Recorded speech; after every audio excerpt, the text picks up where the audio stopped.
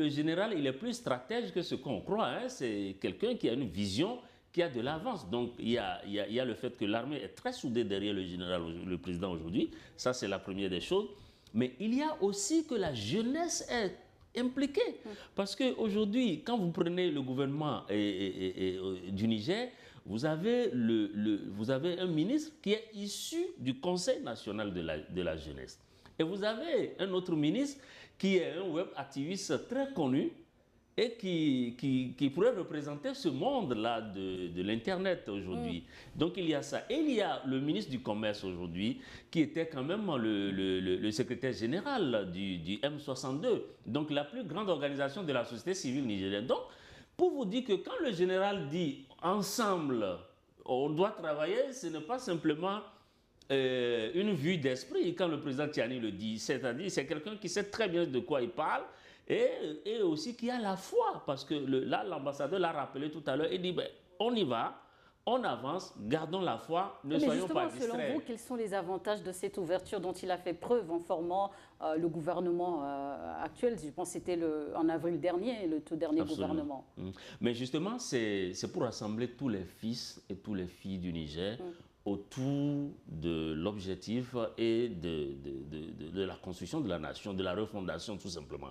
Donc personne aujourd'hui n'est délaissé. Toutes les composantes de la société aujourd'hui sont représentées au gouvernement. Et voilà, ça fait partie des armes dont il dispose aujourd'hui.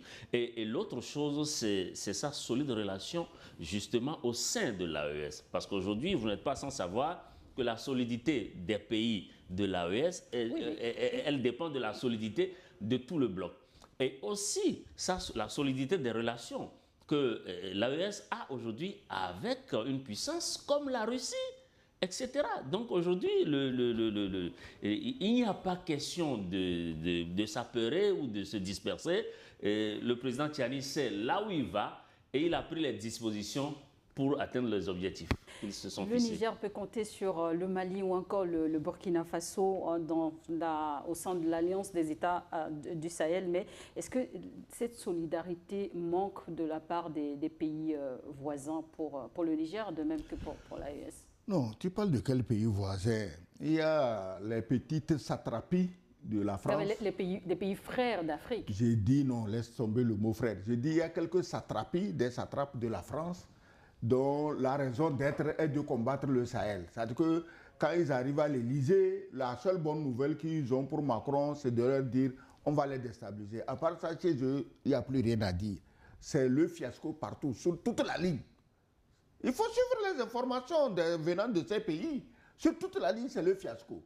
Donc, la seule raison de vivre, c'est de dire, ben écoutez, on va vous déstabiliser le Sahel. Donc, il y a quel pays frère? Le mot frère, là, moi, ça m'énerve finalement. Hein. Parce que si quelqu'un d'autre me trahit, ça ne me gêne pas. Mais si c'est mon frère qui me trahit, ça me gêne. Donc, il n'y a pas... J'ai appris à propos que l'armée burkinabé et nigérienne va défiler, les deux armées vont défiler aux côtés de leurs frères béninois à l'occasion de la fête. Finalement, vous l'avez utilisé le mot frère. Enfin, oui, laisse-moi parler. Dans quel contexte? C'est parce que justement, il les invite comme des frères.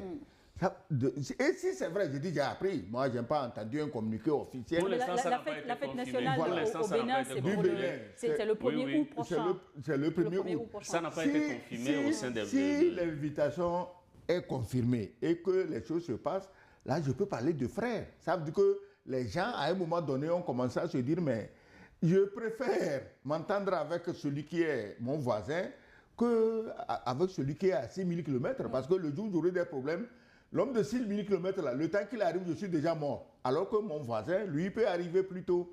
Donc, si c'est vrai, j'ai dit c'est une rumeur, si c'est vrai, il semble que côté béninois, ça a été annoncé. Si c'est vrai, ok, nous n'avons pas de leçon de radicalisme à donner.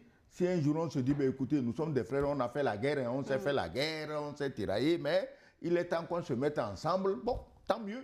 Nous ne pourrons qu'applaudir tout ce qui va dans le sens de la réconciliation, de l'unité, du vivre ensemble. Tu comprends? Si c'est vrai, finalement, ce serait une bonne chose puisque les Nigériens sont toujours dans l'attente de voir cette frontière terrestre entre le Bénin et le Niger s'ouvrir. Oui, c'est vrai que c'est le porte-parole du gouvernement béninois qui l'a annoncé lors d'un point de presse. Mais nous avons essayé de contacter nos sources sur place à Niamey et au Burkina et il semble Qu'est-ce qu'il en ressort non, pour l'instant, certains sont même surpris par cette information et d'autres restent sceptiques par rapport. Trop beau pour être vrai dans le contexte actuel? Bon, de toutes les façons, je crois que le Bénin a joué une carte. Le Bénin a joué une carte maintenant. Il appartient au pays de l'AES d'étudier la possibilité et de voir. Parce qu'aujourd'hui, je ne pense pas qu'il soit intéressant que la frontière reste éternellement fermée. Parce que ça a participé à creuser le taux donc,